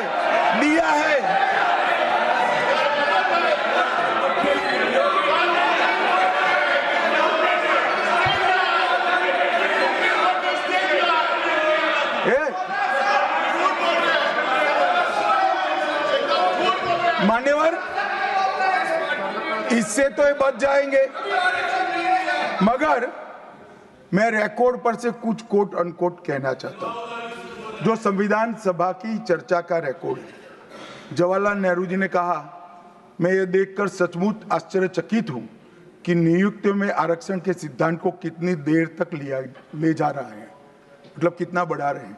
मुझे नहीं लगता कि ये बिल्कुल अच्छा है। ऐसा लगता है कि मुदलियार और ब्राह्मणों के सिवा लगभग सभी जातियों को पिछड़ा वर्ग में शामिल कर देंगे। मान्यवर, सरकारी सेवाओं में आरक्षण के लिए इनके विचार थे। मैं इस बात से चिंतित हूं कि सरकारी सेवाओं में नियुक्ति के लिए जिस तरह से बहुत सारी जातियां और समूहों के आरक्षण के प्रस्ताव आते हैं, यह बहुत बुरी प्रवृत्ति है। इससे सरकारी कामकाज और आम तौर पर विकास और सार्वजनिक जीवन में गिरावट आएगी। मान्यवर, ये इनके विचार है, आज तक नहीं बदले, यही विचार है। मगर अभी जोर से बोलना, एक शब्द का प्रयोग मैं नहीं कर सकता, आगे गलती हो गई थी। असल मान्यवर, हमारे संविधान के directive of principle of state policies भाग 4 के अनुच्छेद 44 में एक एंट्री है जो कॉमन सिविल कोड की यूसीसी की बात करती है। क्योंकि हमारे संविधान का फैब्रिक पंथ निरपेक्ष है, हर जाति, हर धर्म, हर समुदाय के लोगों के लिए समान कानून होना चाहिए, इसका हमारा संविधान पक्षधर है। मान्यवर, ये यूसीसी क्यों नहीं आया? यूसीसी इसलिए नहीं आया कि संविधान सभा समाप्त होने के बाद, चुनाव होने के बाद, पहले प्रधानमंत्री जवाहरलाल नेहरू जी मुस्लिम पर्सनल लॉ लेकर आए और यूसीसी नहीं आया। मैं आज कांग्रेस पार्टी को इस सदन में सार्थ पूछना चाहता हूं, क्या पंथ निरपेक्ष राष्ट्र के अंदर सभी धर्मों के लिए एक कानून होना चाहिए या नहीं होना चाहिए? इसकी कांग्रेस पार्टी स्पष्टता करे। क्या आप मुस्लिम पर्सनल लॉ का समर्थन करते हैं? और मान्यवर, इससे बड़ा छलावा नहीं हो सकता। मान्यवर, इससे बड़ा छलावा नहीं हो सकता। इन्होंने हिंदू कोड बिल भी ला दिया। हिंदू कोड बिल उठाकर देख लिए। हम तो नहीं चाहते कि हिंदू न्याय शास्त्र के आधार पर इस देश का कानून बने। अभी के जीवन के मूल्यों के आधार पर कानून बनना चाहिए, मगर हिंदू कोड बिल में एक भी पुरानी हिंदू न्याय व्यवस्था का कोई नामो निशान नहीं है। हिंदुओं को बुरा न लगे इसलिए मुस्लिम पर्सनल लॉ दिया, तो सामान्य कानून को हिंदू कोड बिल बना दिया। मान्यवर, चलो मैं तो कहता हूं कि खड़गे जी और जयराम जी कह रहे हैं कि भाई पर्सनल लॉ का अधिकार मिले तो हमें आपत्ति नहीं है, तो फिर पूरा सरिया लागू करिए। क्रिमिनल में क्यों सरिया निकाल दिए? बताओ भाई, क्या चोरी करे इसके हाथ काट दोगे? कोई इससे जगद्य महिला के साथ अपराध करे तो पत्थर मारकर मार दोगे? देशद्रोही को रोड पर सूली चढ़ाओगे? तो विवाह के लिए, निकाह के लिए पर्सनल लॉ, वारिस के लिए पर्सनल लॉ और क्रिमिनल सरिया क्यों नहीं भाई? अगर उनको देना ही है तो पूरा ही दे देते, पूरा दे देते। मान्यवर, ये इन्होंने तुष्टीकरण की शुरुआत वहीं से करी है। मुस्लिम पर्सनल लॉ इस देश में संविधान आने के बाद तुष्टीकरण की शुरुआत। आर्टिकल 14 और 15 का ये भंग है। अंबेडकर जी, लोहिया जी, के.एम. मुंशी, एच.वी. कामत, ये सब ने इसका विरोध किया है। 1973 से 16 तक 11 बार देश की सुप्रीम कोर्ट ने यूसीसी लाने का आग्रह देश की और राज्य की सरकारों ने किया है। आप नहीं ला सकते, तुष्टीकरण से ऊपर नहीं उठते। मैं बैठिए, मैं बताता हूं। मान्यवर, हमने ही उत्तराखंड में भारतीय जनता पार्टी की सरकार ने यूसीसी लाया। हमारा काम करने का तरीका, मैं आपके माध्यम से दिग्विजय सिंह को कह रहा हूं।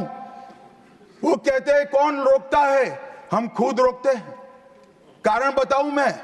सुनने का धैर्य चाहिए, क्योंकि हमारा तरीका है कि लोकतांत्रिक तरीके से काम किया जाए।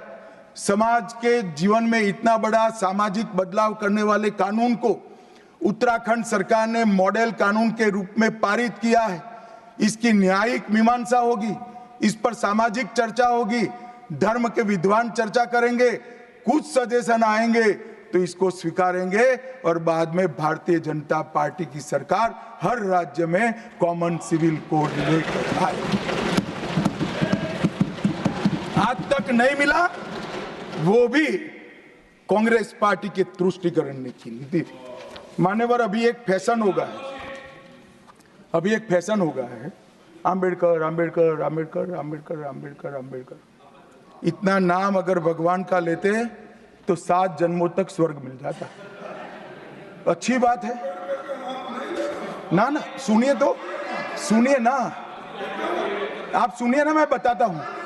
हमें तो आनंद है कि अंबेडकर का नाम लेते हैं। अंबेडकर का नाम अभी 100 बार ज्यादा लो, परंतु 7-8 में अंबेडकर जी के प्रति आपका भाव क्या है ये मैं बताता। मान्यवर, अंबेडकर जी को देश की पहली कैबिनेट से इस्तीफा क्यों दे दिया? अंबेडकर जी ने कई बार कहा कि अनुसूचित जातियों और जनजातियों से हुए व्यवहार से मैं असंतुष्ट हूं, सरकार की विदेश नीति से मैं असहमत हूं और आर्टिकल 370 से मैं असहमत हूं। इसलिए वो छोड़ना चाहते थे, उनको आश्वासन दिया गया, आश्वासन पूरा नहीं हुआ, उन्होंने इग्नोरेंस के चलते इस्तीफा दे दिया। और एक श्री BC रॉय ने पत्र लिखा कि अंबेडकर और राजा जी जैसे 2 महानुभाव मंत्रिमंडल छोड़ेंगे तो क्या होगा। तो नेहरू जी ने उनको जवाब में लिखा है, राजा जी के जाने से तो थोड़ा बहुत नुकसान होगा, अंबेडकर के जाने से मंत्रिमंडल कमजोर नहीं होता है। मान्यवर, ये विचार जो खड़गे जी कह रहे हैं ना, क्या आपत्ति है? जिसका विरोध करते हो उसका वोट के लिए नाम देना है, कितना उचित है? क्योंकि अब अंबेडकर जी को मानने वाले पर्याप्त संख्या में आ गए हैं, इसलिए आप अंबेडकर अंबेडकर कर रहे हो। मान्यवर, मुंबई के मेयर ने एक पत्र लिखा था कि मऊ में अंबेडकर जी का स्मारक बनाना चाहिए। मऊ में जो अंबेडकर जी का जन्म स्थान था, सुझाव लिखा। उन्होंने कहा आमतौर पर स्मारक निजी पहल से बनाने चाहिए, यदि सरकार किसी प्रकार की सहायता करती है तो वो उचित नहीं होगा। उनके कितने स्मारक बने साहब? कोई स्मारक अंबेडकर जी का नहीं बना, देश भर में नहीं बना। अंबेडकर जी के स्मारक कब बने? जब भारतीय जनता पार्टी सत्ता में आई, तब मऊ में डॉक्टर अंबेडकर के जन्म स्थान पर स्मारक बना, लंदन में अध्ययन करते थे वहां स्मारक बना, नागपुर में शिक्षा दीक्षावलित वहां बना, दिल्ली में महापरिनिर्वाण स्थल पर बना और मुंबई में चैत्य भूमि में भी बन रहा है। हमने 5 तीर्थ बनाए महामानव। और मैं मानता हूं मान्यवर, मैं मानता हूं कि अंबेडकर जी के सिद्धांतों पर चलना नहीं और वोट के लिए उनकी गुहार लगा देना। 14 अप्रैल को राष्ट्रीय समरसता दिवस घोषित किया हमने, 26 नवंबर को संविधान दिवस घोषित किया। उस वक्त भी इसका विरोध कांग्रेस के वरिष्ठ नेताओं ने किया। मान्यवर,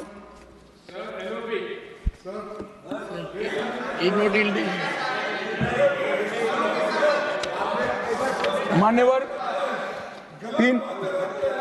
370 पर कई बार चर्चा हुई है। मैं ज्यादा कहना नहीं चाहता। सब जानते हैं कि एक टेम्पररी प्रोविजन को अनौरत संतान की तरह अपनी गोदी में 70 साल तक कांग्रेस ने खिलाने का काम किया और 370 हटाने के लिए लोहे का जिगर चाहिए।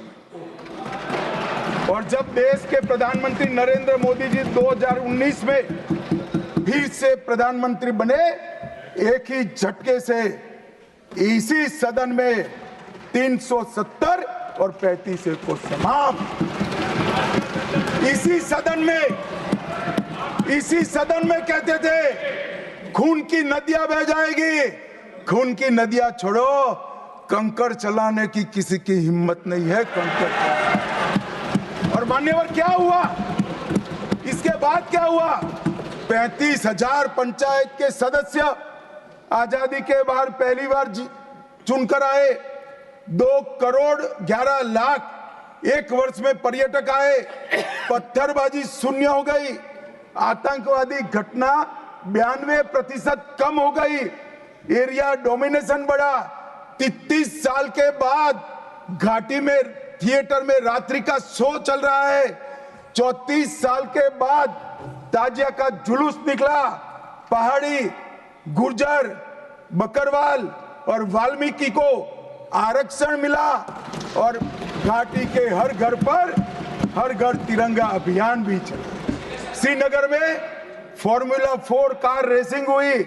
लाल चौक पर तिरंगा शान से फहरता है और दुनिया का सबसे ऊंचा रेलवे आर्च ब्रिज आज चिनाब नदी पर बन रहा है। सबसे बड़ी लंबी ट्रांसपोर्टेशन टनल फिर पंजाल में बनी और निर्यात रैंकिंग में अपना कश्मीर सभी यूटी में नंबर 1 पर निर्यात में आया। मान्यवर, 80,000 करोड़ पाकिस्तान से आए हुए विस्थापित, घाटी से भगाए गए विस्थापित और पश्चिमी पाकिस्तान से आए हुए विस्थापित को 80,000 करोड़ दिया और 1,19,000 करोड़ का निवेश आज आ गए। मान्यवर, 370 के रहते 70 साल में 12,000 करोड़ का निवेश आया था। अब 5 साल के अंदर 1,19,000 करोड़ का निवेश। G20 के डेलीगेट्स भी वहां गए। अमरनाथ यात्रा में 4.5 लाख यात्रियों ने अपनी श्रद्धा व्यक्त की और कुपवाड़ा के शारदा देवी मंदिर में 600 वर्ष के बाद पहली बार दीपावली मनाने का काम। मान्यवर, ये कहते हैं 370 हटाने से क्या हुआ?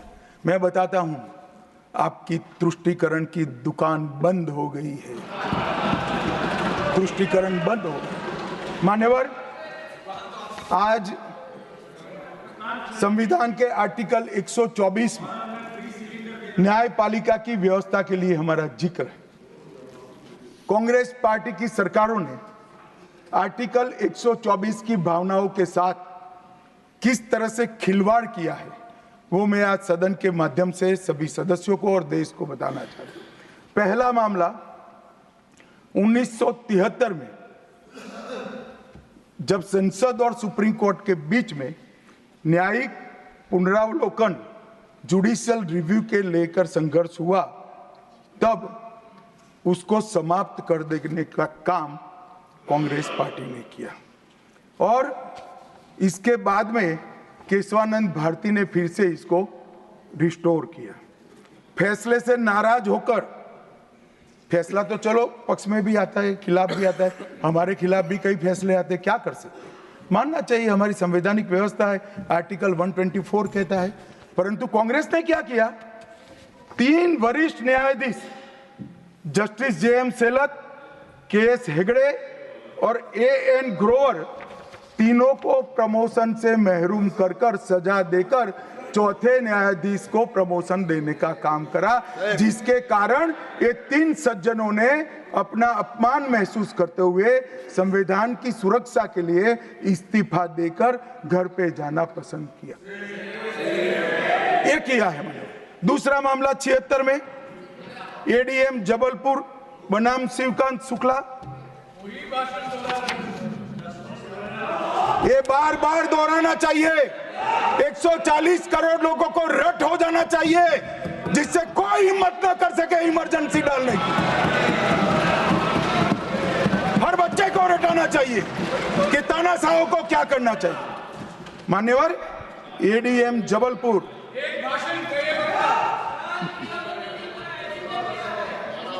मान्यवर एडीएम जबलपुर जस्टिस खन्ना बेचारे 3 विरुद्ध 1 लघुमती फैसला दिया। क्या हुआ, वो कभी भी चीफ जस्टिस नहीं बन पाए मान्यवर, उनको रिटायर्ड हो जाना। एडीएम जबलपुर और उसके बाद में तीसरा मामला कॉलेजियन प्रणाली को एक साथ इन्होंने 18 उच्च न्यायालय के न्यायाधीशों का ट्रांसफर कर दिया, जिसमें 4 मुख्य न्यायाधीश भी थे। और कारण क्या था मान्यवर, क्यों किया, कोई कदाचार था, कोई भ्रष्टाचार था? ना ना ना ना, ये सभी 18 उच्च न्यायालय के न्यायाधीशों ने प्रत्यक्षीकरण मतलब हेबियस कॉर्पस को एंटरटेन किया, जो उनका संवैधानिक अधिकार है।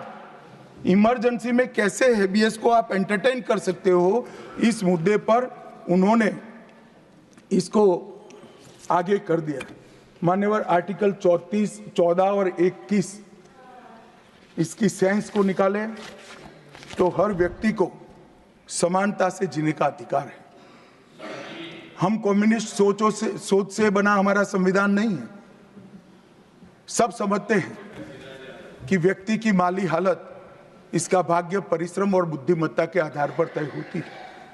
हर व्यक्ति एक समान माली हालत में नहीं रह सकता, मगर आर्टिकल 14 और 21 का मतलब इतना तो जरूर निकलता है कि इनको बेसिक सुविधाएं मिल जाए, घर मिले, बिजली मिले, पानी मिले, खाना मिले, इलाज मिले, शिक्षा मिले। 75 साल तक इस देश की जनता को गरीबी हटाओ का नारा देने वाले कांग्रेस पार्टी गरीब रखे। और मान्यवर 10 साल में नरेंद्र मोदी जी ने 9.6 करोड़ गरीब महिलाओं को उज्ज्वला का कनेक्शन देकर उनके घर में गैस पहुंचा। 12 करोड़ गरीबों के घर में शौचालय पहुंचे। शुद्ध पीने का पानी 12.65 लाख करोड़ घरों में पहुंचा। 18,000 गांवों में बिजली पहुंची। 14.5 करोड़ किसानों के खाते में 2.40 लाख करोड़ रुपया सीधा डीबीटी से पूरा ट्रांसफर हुआ। 36 करोड़ आयुष्मान भारत के कार्ड बने और 8.19 करोड़ दर्दियों ने उससे मुफ्त में अपना इलाज कराया है। और मान्यवर अब 70 साल से अधिक कोई भी आय वर्ग का व्यक्ति हो, इसको 5 लाख तक का इलाज मोदी सरकार ने, प्रधानमंत्री ने फ्री कर दिया। 36 राज्यों में 80 करोड़ लोगों को 1 नेशन 1 राशन कार्ड दिया। 5 किलो अनाज मुफ्त दिया। 25 लाख करोड़ रुपए की राशि सीधी बैंक खातों में डीबीटी के माध्यम से गई है। 11,000 करोड़ रुपया 1 करोड़ लाभार्थी को, रेहड़ी पटरी वालों को दिया, और सबसे बड़ी बात 2 करोड़ लखपति दीदी बनाने का काम नरेंद्र मोदी। और मान्यवर विश्वकर्माओं के लिए भी काम कर। अभी मान्यवर ये बात मैं बहुत संवेदनशील होकर के आप सदन के सामने रखता हूं। लोकसभा में चर्चा हो रही थी, कांग्रेस पार्टी के एक वरिष्ठ सदस्य ने कहा सावरकर के लिए जो उन्होंने उद्गार निकाले मैं तो रिपीट नहीं कर सकता। मान्यवर सावरकर जी के सामने जो वीर लगा है ना, वो कोई सरकार, कोई पॉलिटिकल पार्टी की चुनी हुई सरकार ने नहीं दिया है। इसके सामने वीर उनकी वीरता के कारण 140 करोड़ लोगों ने। मान्यवर ऐसा उत्कृष्ट देशभक्त जिसके लिए ऐसे उच्चारण देश की सबसे बड़ी पंचायत में होते हैं, इसके बारे में कोई जानकारी लिए बगैर लगातार कई सालों से झूठ फैलाया जाता है। मैं आज रिकॉर्ड पर कहना चाहता हूं मान्यवर,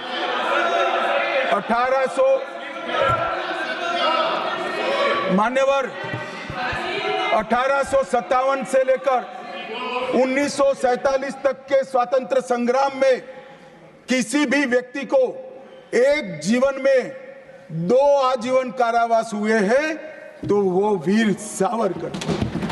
मध्य दरिये में देश को आजादी दिलाने के लिए टॉयलेट तोड़कर दरिया में छलांग लगाने का साहस किसी में था तो वीर सावरकर। एक ही जेल में 2 भाई काला पानी की सजा काट रहे थे, 10 साल तक भाई एक दूसरे को देखे नहीं। ऐसा वीर परिवार पूरे देश में दूसरा नहीं। मान्यवर आज सावरकर जी की एक उक्ति में यहां पर कहना चाहता हूं। उनका एक मराठी में वाक्य है, तुझ साठी मरण ते जनन, तुझ बिन जनन ते मरण। इसके आगे है, हे मातृभूमि तेरे लिए मरण मृत्यु ही जीवन है और तेरे बिना जीवन मेरे लिए मृत्यु से भी कठिन। ये देशभक्ति के वाक्य जिस व्यक्ति के मुंह से निकले, इसके लिए इस प्रकार की सदन में चर्चा करते हैं, सार्वजनिक रूप से बोलते हैं और गर्व महसूस करते हैं। क्या देशभक्ति कोई विचारधारा के साथ जुड़ी हो ही सकती है? देश के प्रति बलिदान किसी धर्म के साथ जुड़ा हुआ हो सकता है? किस प्रकार के स्तर पर हम देश के सार्वजनिक जीवन को ले गए हैं मान्यवर, और हमारी तो न माने, हमारी न सुने। सुनिए सुनिए, आप हमारी न माने, हमारी न सुने, हमको न स्वीकारे, मगर मैं इंदिरा जी के 2 वाक्य कोट करना चाहता हूं। एक, उन्होंने 1966 में सावरकर जी के निधन पर कहा, सावरकर एक महान व्यक्ति थे, उनका नाम साहस और देशभक्ति का पर्याय है। एक महान क्रांतिकारी जिन्होंने अनगिनत लोगों को प्रेरणा देने का काम किया, इंदिरा गांधी तत्कालीन प्रधानमंत्री। दूसरा, श्री बाखले को पत्र लिखा था कि आपका पत्र मुझे मिला, वीर सावरकर द्वारा ब्रिटिश सरकार के प्रति साहसी प्रतिरोध का हमारे स्वतंत्रता संग्राम के इतिहास में अपना एक महत्वपूर्ण स्थान है। मैं भारत के इस असाधारण पुत्र की जन्म शताब्दी के लिए कोटि कोटि शुभकामनाएं देती हूं प्रधानमंत्री। भाई हमारा तो न सुनो, मगर आप इंदिरा जी का भी नहीं सुनते हो। और मान्यवर आपके माध्यम से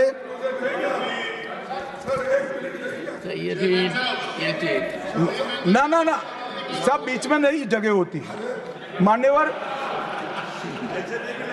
मान्यवर मेरा आज इस चर्चा के माध्यम से देश भर के अलग अलग पॉलिटिकल पार्टी, अलग अलग विचारधारा, अलग अलग धर्म के लोगों को एक निवेदन है कि देशभक्ति, वीरता, बलिदान और समर्पण को धर्म के साथ, विचारधारा के साथ या पार्टी के साथ मत जुड़िए। जो वीर होता है वो वीर होता है, कोई भी पार्टी में जो होता है। जो देशभक्त होता है वो देशभक्त होता है, कोई भी विचारधारा का होता है। और जो बलिदान देता है वो बलिदान ही देता है, किसी भी धर्म के अंदर जन्म लिया हो। मान्यवर, ये बहुत नीचा विचार है, एक स्तर से नीचा विचार। और मैं चाहता हूं कि आज की चर्चा से देश की जनता इस प्रकार के चीजों का जवाब मांगना शुरू करे। मान्यवर, कांग्रेस पार्टी ने, हमारे संविधान ने 3 चीजों को, हर आर्टिकल का हार्द निकालेंगे तो कहीं ना कहीं इसे और उठाएंगे। 3 चीजों को हमारे संविधान ने नहीं स्वीकारा, क्योंकि हम लोकतंत्र में हैं, परिवारवाद नहीं होना चाहिए, पंथ निरपेक्ष राष्ट्र है इसलिए तुष्टीकरण नहीं होना चाहिए, और जन कल्याणकारी राज्य है इसलिए भ्रष्टाचार नहीं होना चाहिए। मुझे कई बार लगता है कि कांग्रेस पार्टी क्यों संविधान का सम्मान नहीं करती है, मगर जब ये 3 शब्द मैंने पढ़े तो मुझे मालूम पड़ा कि अगर वो संविधान की भावनाओं का सम्मान करेंगे तो तुष्टीकरण, परिवारवाद और भ्रष्टाचार तीनों को छोड़ना पड़ेगा। इसके बगैर उनका अस्तित्व टिक ही नहीं सकता। परंतु एक व्यक्ति गरीब के घर से जन्म लेकर आता है, चाय बेचने वाला बेटा, जिसकी सास पुश्तों में न आगे कोई राजनीति में है ना कोई पीछे है, एक गरीब है मान्यवर, और तुष्टीकरण को नहीं मानता है। ऐसा आदमी जब 2014 में देश का प्रधानमंत्री बना, इन्होंने देश की राजनीति को तुष्टीकरण, परिवारवाद और भ्रष्टाचार के नासूर को हमेशा के लिए। और मुझे किसी ने कहा कि अभी अभी महाराष्ट्र और हरियाणा में हार के लिए कांग्रेस पार्टी कोई आत्मनिरीक्षण के लिए कमेटी बना रही है। कोई कमेटी की जरूरत, मेरा अच्छा खासा अनुभव है। तुष्टीकरण, परिवारवाद और भ्रष्टाचार छोड़ दो, जनता चुनकर ला देगी आपको, कुछ करने की जरूरत नहीं है। मान्यवर, अभी 1 नेशन 1 इलेक्शन का विरोध करें। मान्यवर, मैं इस पर ज्यादा बात करना नहीं चाहता क्योंकि समिति ने शीश किया है, मगर विरोध करते हैं, इसके तर्क तो रखने चाहिए ना। मान्यवर, मैं आज आपको बात कहने आया हूं। अभी मैंने कुछ समय में मोहब्बत की दुकान के बहुत नारे सुने। मोहब्बत की दुकान देश के हर गांव में खोलने की महत्वाकांक्षा वाले लोग भी, बहुत भाषण उनके मैंने सुने हैं। मेरा उनको कहना है, मोहब्बत दुकान से बेचने की चीज नहीं है भैया। मोहब्बत प्रचार की चीज नहीं है। मोहब्बत दिल में बसाने का जज्बा है, और मोहब्बत दूसरों को महसूस कराने का लम्हा है। अगर इतना समझ जाएंगे तो और कोई तकलीफ नहीं पड़ेगी। मान्यवर, अंत में मैं इतना कहना चाहता हूं कि आज़ादी के अमृत महोत्सव में इस देश के प्रधानमंत्री जी आज़ादी के अमृत महोत्सव को बहुत अच्छे तरीके से एक वेल डिजाइन मैनर में मनाने का निर्णय किया। पूरे लाखों कार्यक्रम हुए। इसका मीन निकालते, इसका हार्द निकालते तो आता है 3 उद्देश्य सामने आते हैं। बालकों, बच्चे, युवा और जनता को आज़ादी के 90 बस लंबे आज़ादी के संग्राम के इतिहास की जानकारी देना, गुमनाम आज़ादी के सेना नायकों का नई पीढ़ी और आने वाली पीढ़ी को परिचय कराना, 75 साल में हमने जो सिद्धियां प्राप्त की है इसका गौरव 140 करोड़ भारतीयों के मन में उत्पन्न करना, और जब आजादी के 100 साल हो गए तब ये देश पूरे संसार में हर क्षेत्र में नंबर 1 पर हो, ऐसे महान भारत की रचना। और ये संकल्प अब श्री नरेंद्र मोदी का नहीं रहा है, ये संकल्प देश के 140 करोड़ लोगों का संकल्प हो गया है। इसको जब भी मैं जनता के बीच में जाता हूं, इसको महसूस भी करता हूं। मान्यवर, आज मोदी जी ने अमृत काल की कल्पना करी है। अमृत महोत्सव की समाप्ति से शताब्दी तक हम दुनिया में हर एक क्षेत्र में एक नंबर पर हो, भारत विकसित हो, हमारा गौरववंत स्थान हो, तब मुझे लगता है कि महर्षि अरविंद और विवेकानंद जी ने जो कल्पना करी थी कि भारत माता अपने संपूर्ण दैदीप्यमान स्वरूप के साथ दुनिया के सामने खड़ी होगी और दुनिया की आंखें भारत माता की तेज से चकाचौंध हो जाएगी। वो स्वप्न सच होगा, इसका मुझे विश्वास है। स्वप्न सच करने का रास्ता, एकमात्र रास्ता हमारा संविधान है और इसमें छेड़खानी करने का किसी का साहस न हो।